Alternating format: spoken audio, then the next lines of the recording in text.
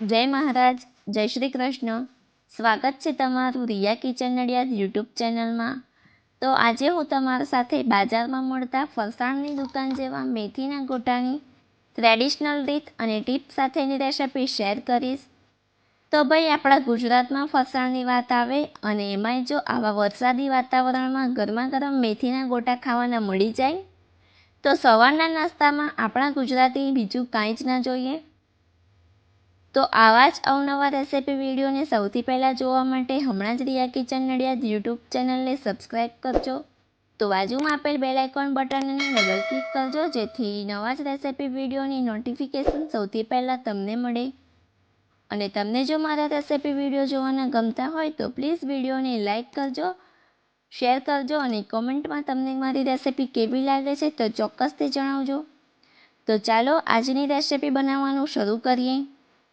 તો મેથીના ગોટા બનાવવા માટે આપણે મિક્સિંગ બાઉલમાં 1 કપ એટલે વજનમાં 250 ગ્રામ ચણાનો લોટ ઉમેરીશું. તમે ઘરમાં રહેલી કોઈપણ એક વાટકીનું માપ સેટ કરી લો. હવે સાથે જ આપણે તેમાં 3 મોટી ચમચી સોજી ઉમેરીશું. તો સોજી ઉમેરવાથી બહારના લેયરમાં એક ક્રિસ્પીનેસ આવે છે અને આપણા ગોટા બહારથી એકદમ ક્રિસ્પી અને સોફ્ટ બને છે. તો બંનેને હવે આપણે સારી રીતે મિક્સ કરી લઈશું. ત્યારબાદ તેમાં થોડું પાણી ઉમેરીને એક સ્મૂથ બેટર બનાવી લઈશું, જેથી તેમાં કોઈ લમ્સ ન રહે. તો અહીંયા તમે જોઈ શકો છો કે આપણું બેટર સારી રીતે મિક્સ થઈ ગયું છે અને કન્સિસ્ટન્સી તમે જોઈ શકો છો કે આ રીતની થીક. તો આ રીતે પહેલાં બેટર બનાવવાથી સોજી ઉમેરી છે, જેથી તે એકદમ સારી રીતે ફૂલી જાય. તો હવે આપણે તેમાં બાકીના મસાલા કરી દઈશું.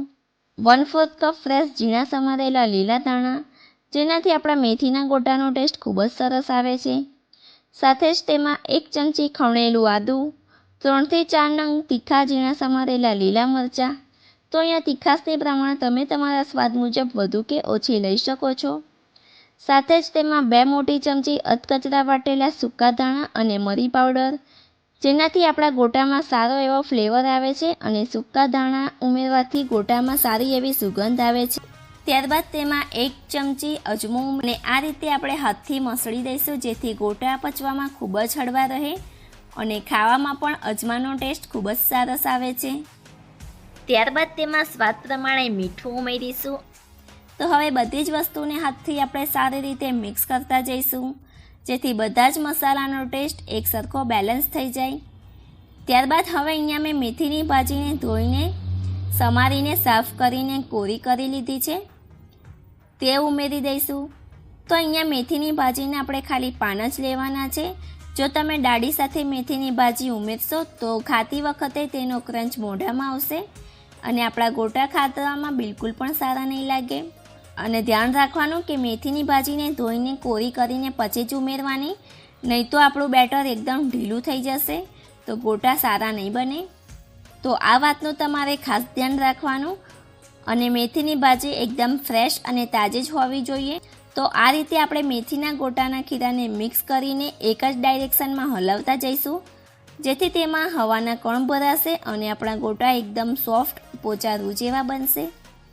તો હવે અહીંયા મેં ગેસ ઉપર કઢાઈમાં તેલ ગરમ કરવા માટે મૂકીને રાખ્યું છે.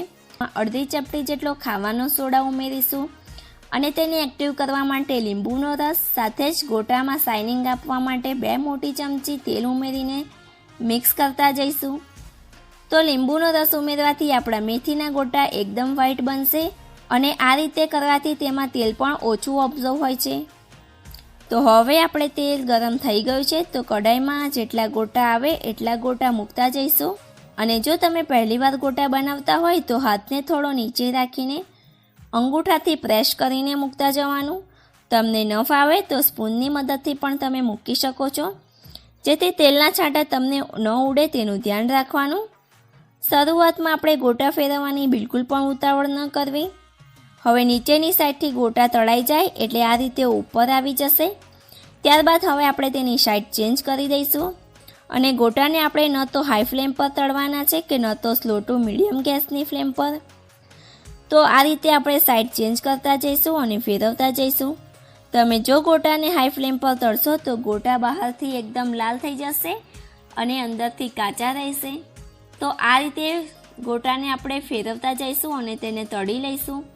તો ગોટાને તળાતા લગભગ 5 મિનિટ જેવું થઈ ગયું છે અને તમે જોઈ શકો છો કે આપણા ગોટા બનીને તૈયાર છે. તો હવે આ જ રીતે આપણે બાકીના ગોટા બનાવી લઈશું. તો હવે આપણે તેને ગરમા ગરમ સર્વિંગ પ્લેટમાં સર્વ કરીશું. સાથે જ તળેલા મરચાં અને બેસનની ખાટી મીઠી ચટણી હોય તો ખાવાની તો મોજે મોજ પડી જાય. તો અહીંયા તમે જોઈ શકો છો કે અંદરથી જાડીદાર અને એકદમ સોફ્ટ એવા મેથીના ગોટા કે જોતાં જ ખાવાનું મન થઈ જાય. તો આવા વરસાદી વાતાવરણમાં એકવાર જરૂરથી ટ્રેડિશનલ રીત સાથે ટ્રાય કરવા જેવા મેથીના ગોટા તમે ઘરે જરૂરથી બનાવીને ઘરમાં સર્વ કરજો. નાનાથી મોટા સૌ કોઈને બહુ જ ભાવશે. અને સાથે જ તમને મારી આજની આ રેસિપી ગમી હોય તો વિડીયોને લાઈક કરજો, તમારા ફ્રેન્ડ્સ અને ફેમિલી સાથે ચોક્કસથી શેર કરજો.